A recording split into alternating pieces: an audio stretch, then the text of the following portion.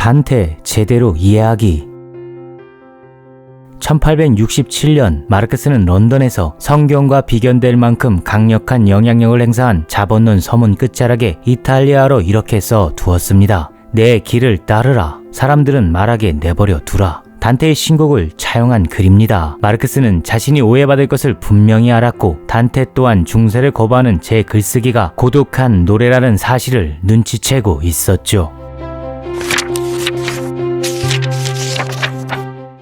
단테는 그리스 로마 시대 이후 가장 높은 명성을 확보한 작가입니다. 그리스의 호메로스나 로마의 베르길리스와 어깨를 나란히 할 만큼 신격화된 문인으로 등극했죠. 그러나 단테가 쓴 신곡은 신에 대한 노래가 아닙니다. 그는 코메디아, 즉 희곡을 썼을 뿐이죠. 게다가 신곡은 현실의 삶을 긍정하는 인간의 노래입니다. 훗날 보카치오가 자신의 작품 데카베너를 인곡으로 표방하면서 단테를 신성화시키려는 의도로 신곡이란 이름을 붙였기에 마치 신을 위한 노래처럼 인식되고 있으나 단테는 인간을 위한 작품을 창작한 문학의 선구자입니다. 신곡의 마지막 문장엔 그 뜻이 오롯이 담겨있지요. 마침내 나는 동그란 틈 사이로 하늘이 운반하는 아름다운 것들을 보았고 우리는 밖으로 나와 별들을 보았다. 영화 명랑에서 전투에서 이긴 뒤 이순신이 한 말과 유사합니다. 먹을 수 있으니 좋구나. 이는 르네상스인들의 사고 방식입니다. 전쟁 같은 역경의 공간이라도 살아있는 이 세계가 죽음 뒤에 저 세계보다 좋다고 확신하는 세계관이죠. 천국을 염원했던 중세인과 달리 그들은 사후의 보상보다 생전의 포만을 바랐습니다. 단테가 접선한 이탈리아의 아름다운 장소는 이 현세를 사랑하는 르네상스인들의 기질과 맞닿아 있죠. 단테가 접선한 장소를 여행하며 별을 볼 수 있고 먹을 수 있어서 좋은 삶을 긍정하는 요령에 대해 살핍니다. 골방에 박혀 강박적으로 문자를 만지는 글쟁이가 아니라 장소의 실질 속에서 전쟁과 같은 삶을 책임진 작가의 면면은 도취된 채 천국의 문을 두드리려는 현재 우리들의 무의식에 침잠된 중세적 태도와 존재의 궁핍함을 제거하는 증거가 되기에 충분하니까요. 단테가 태어나고 성장한 피렌체로부터 이야기를 시작합니다. 르네상스의 포문을 연 이곳이 단테의 고향이지요. 1265년 피렌체에서 태어난 그는 망명길에 오르기 전까지 반평생을 이곳에서 보냅니다. 피렌체는 그에게 문학적 영감의 원천이 된 베아트리차를 만난 곳이고 스승 라틴으로부터 시민으로서 갖추어야 할 덕성을 배운 곳이며 청신체를 통해 새로운 문학운동을 주도한 곳이자 공직자로서 치열하게 살아낸 그의 고향입니다. 단테가 태어날 당시 피렌체 인구는 약 10만이었지요. 파리보다 많았고 런던의 2배였습니다. 단테는 지상에서 가장 아름다운 피렌체에서 동쪽의 산타크로체 성당과 서쪽의 산타마리아 노벨라 성당을 순환하며 공부했죠. 산타크로체는 프란치스코회였고 산타마리아 노벨라가 도미니코였으니 단테는 프란치스코의 실천적 열정과 도미니코의 이론적 투쟁을 통합해 르네상스인의 이상인 전인을 꿈꾼 푸른 청춘이었다고 가늠할 수 있습니다. 그러나 단테는 정치적 갈등 탓에 고향에서 추방되죠. 그는 제 심정을 신곡에 이렇게 묘사했습니다. 나는 내 집을 내 교수대로 만들었던 것이요.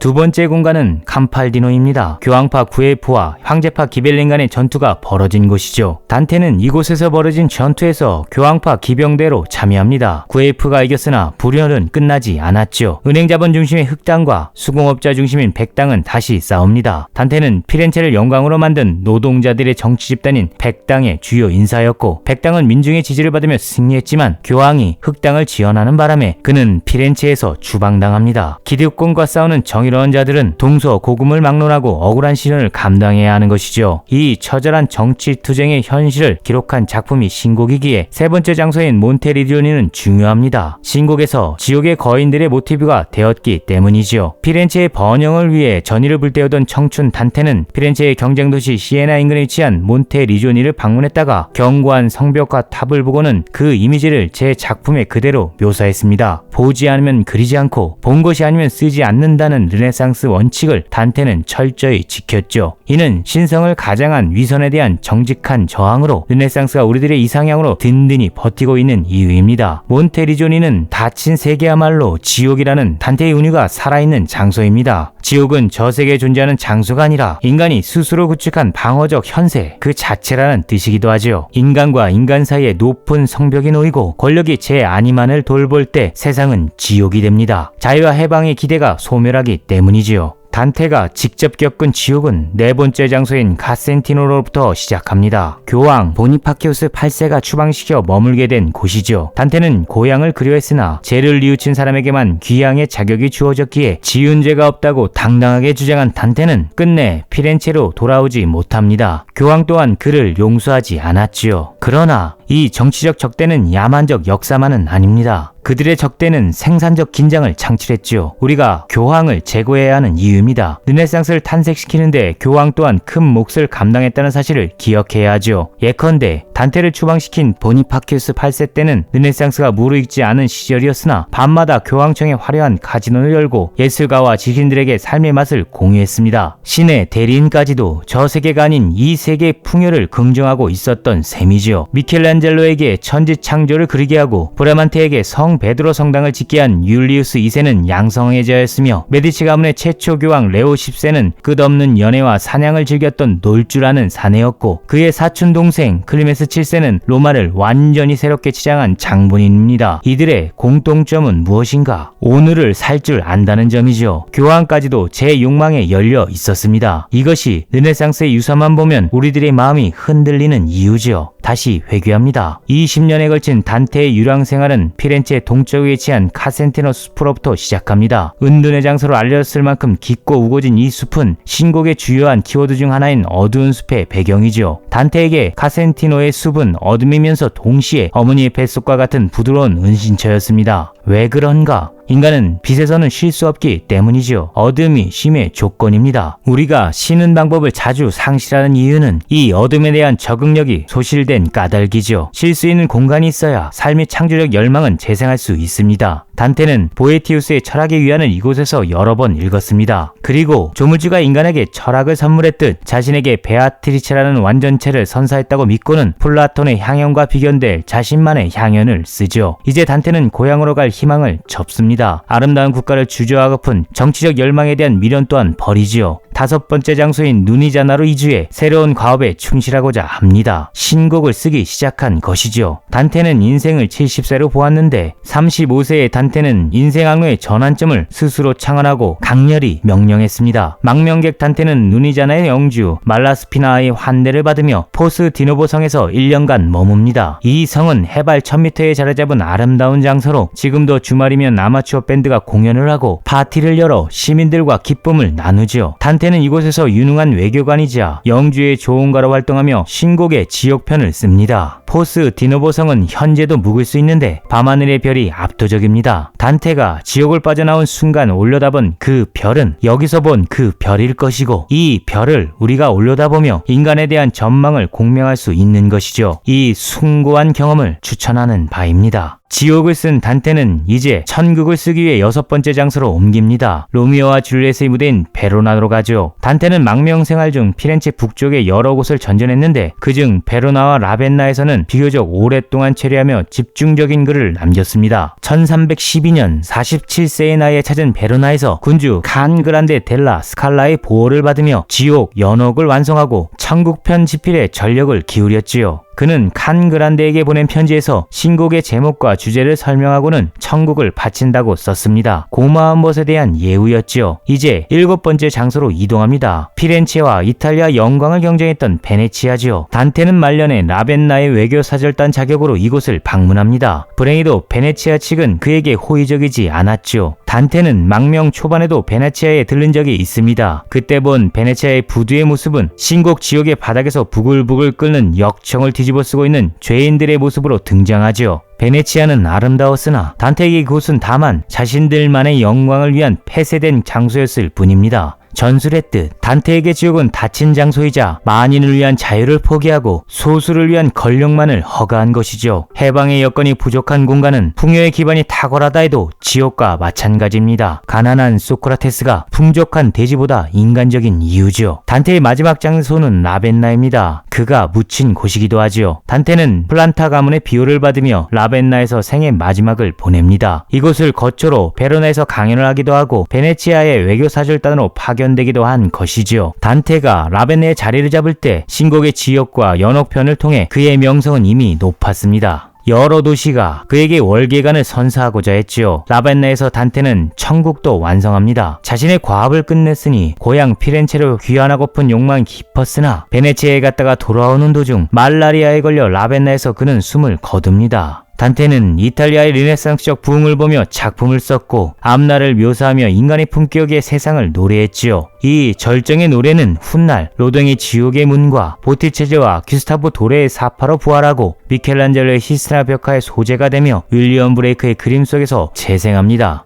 피렌체를 영광의 도시로 만들겠다는 포부에서 글로 작품을 완성했다는 열망으로 스스로를 변신시킨 단테의 생애는 그 자체가 하나의 작품이 되었죠. 글쓰기는 어른을 통한 주체의 여행이라 정의한 롤랑 바르트의 입장을 빗대 말하자면 단테는 언어를 세공해 삶과 세계를 망각될 수 없는 아름다운 여행처럼 긴장되고 강렬하고 살아있는 생생한 창조자로서 작가의 모델을 수립했다고 감히 주장합니다. 단테 이후 페트라르카와 보카치오는 그 깃발을 따라 제 삶을 구축했고 작품을 남겼지요. 단테가 살아있었기에 펜은 칼이 될 수 있었습니다. 여론이라는 비폭력적 정치행위가 정당성을 얻었지요. 이는 연옥 제5곡에 박힌 노래를 그가 꿋꿋이 지켜냈기 때문입니다. 탑처럼 굳건하여 바람 불어쳐도 끝자락조차 일체 흔들리지 말라. 어수선한 세상, 사회는 우리에게 무궁히 많은 조건을 붙입니다. 해야 할 일들의 목록도 많고 눈치 봐야 할 사항들도 무겁죠. 내 삶의 주권을 잡기 까다롭기에 우리는 꿈을 접고 별을 보는 것을 포기해버리며 누군가의 길 뒤를 쫓아가고 있습니다. 갈팡질팡 흔들리고 있죠. 이럴 때 서두에 말씀드린 마르크스가 인용한 단테의 글을 부활시켰으면 좋겠습니다.